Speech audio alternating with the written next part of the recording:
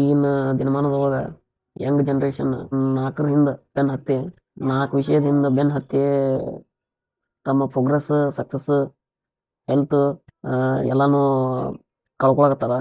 ನಾವು ಏನಪ್ಪ 4 ವಿಷಯ ಅಂತಂತಂದ್ರ ಒಂದು ಹೆಣ್ಣು ಹೆಂಡ ಜೂಜು ಮೋಜು ಇವು 4 ಭಾಳ ಎಂಗೇಜ್ ಆಗ್ಬಿಟ್ರ ಯಂಗ್ ಜನ್ರೇಷನ್ ಅಂತಂತಂದ್ರ 18ರಿಂದ 28 ವಯಸ್ಸಿನ ಹುಡುಗರು ಏನದಾರಲ್ಲ ಅವರು ಭಾಳ ಜನ ಇವಕ್ಕೆ ಬಲಿಯಾಗ್ಯಾರ. ಅವರು ನಾನಾ ಕಾರಣದಿಂದ ಇದಕ್ಕೆ ಸಿಕ್ಕೊಂಡ್ರ ಏನಪ್ಪ ಅಂತಂದ್ರೆ ಅವರು ಕಡೆ ಫಿಟ್ ಆಗಿ ಮೆಂಟಲಿ ಫಿಟ್ ಆಗಿ ಇಲ್ಲದ ಕಾರಣ ಇರ್ಬೋದು, ಫಿಸಿಕಲಿ ಫಿಟ್ ಆಗಿ ಇಲ್ಲದ ಕಾರಣ ಇರ್ಬೋದು, ಮತ್ತು ಅವರ ಹಾರ್ಮೋನ್ ಇಂಬ್ಯಾಲೆನ್ಸ್ ಇದ್ದಿದ್ದ ಕಾರಣ ಇರ್ಬೋದು, ಅಥವಾ ಸುತ್ತಮುತ್ತಲಿನ ವಾತಾವರಣ ಇರ್ಬೋದು, ದೋಸ್ತರು ಇರ್ಬೋದು, ಫ್ರೆಂಡ್ಸ್ ಇರ್ಬೋದು. ಅವ್ರು ಎಲ್ಲ ಈ ವಾತಾವರಣದೊಳಗೆ ಸಿಕ್ಕೊಂಡ ತಮ್ಮ ಆರೋಗ್ಯದ ಕಡೆಗೆ ಗಮನ ಕೊಡತ್ತಿಲ್ಲ. ಅದರಿಂದಾಗಿ ಅವ್ರ ಸ್ಟ್ರೆಂತ್ ಆ್ಯಂಡ್ ಸ್ಟ್ಯಾಮಿನಾ ಕಳ್ಕೊಳಕತ್ತಾರ. ಅದರಿಂದ ಅವ್ರಿಗೆ ಹೆಚ್ಚು ಕೆಲಸ ಮಾಡೋಕ್ಕಾಗತ್ತಿಲ್ಲ, ಹೆಚ್ಚು ಫೋಕಸ್ ಮಾಡೋಕ್ಕಾಗತ್ತಿಲ್ಲ, ಹೆಚ್ಚು ಕಲಿಯೋಕ್ಕಾಗತ್ತಿಲ್ಲ. ಅದಕ್ಕೆ ಹಿಂದೆ ಉಳ್ಯಾಕತ್ತಾರ.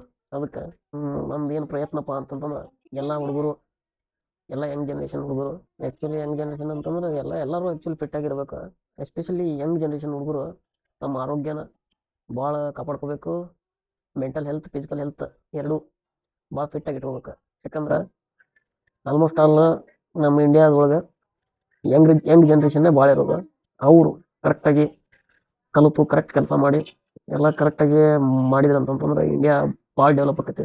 ಈಗಿನ ಯಂಗ್ ಜನ್ರೇಷನ್ ಭಾಳ ಟೈಮ್ ವೇಸ್ಟ್ ಮಾಡತೈತಿ. ಅದು ಕಂಡು ಬಂದಿದ್ದಕ್ಕೆ ಅವ್ರಿಗೆ ನನ್ನಂಥವ್ರು ಭಾಳ ಮಂದಿ ಬಂದು ಹೋಗ್ಯಾರ ಆ್ಯಕ್ಚುಲಿ ಹೇಳಕ್ಕೆ. ನಾನು ಅದನ್ನು ಪ್ರಯತ್ನ ಮಾಡ್ತೀನಿ ಅಂತ ಯಂಗ್ ಜನ್ರೇಷನ್ ಹುಡುಗರಿಗೆ ಮೋಟಿವೇಶನ್ ಮಾಡೋದು. ನಾ ಯಾವ ಟೈಪ್ ಮೋಟಿವೇಶನ್ ಮಾಡ್ತೀನಿ, ನಾ ಫಿಟ್ನೆಸ್ ಬಗ್ಗೆ ಮೋಟಿವೇಶನ್ ಮಾಡ್ತೀನಿ. ಫಿಟ್ನೆಸ್ ಬಗ್ಗೆ ನಾ ಏನು ಕಲ್ತೀನಿ, ಎಷ್ಟು ಕಲ್ತೀನಿ ಅದನ್ನು ನಿಮ್ಮ ಮುಂದೆ ಇಡಕ್ಕೆ ಟ್ರೈ ಮಾಡ್ತೀನಿ, ನಿಮ್ಗೆ ಮೋಟಿವೇಟ್ ಮಾಡಕ್ಕೆ ಟ್ರೈ ಮಾಡ್ತೀನಿ.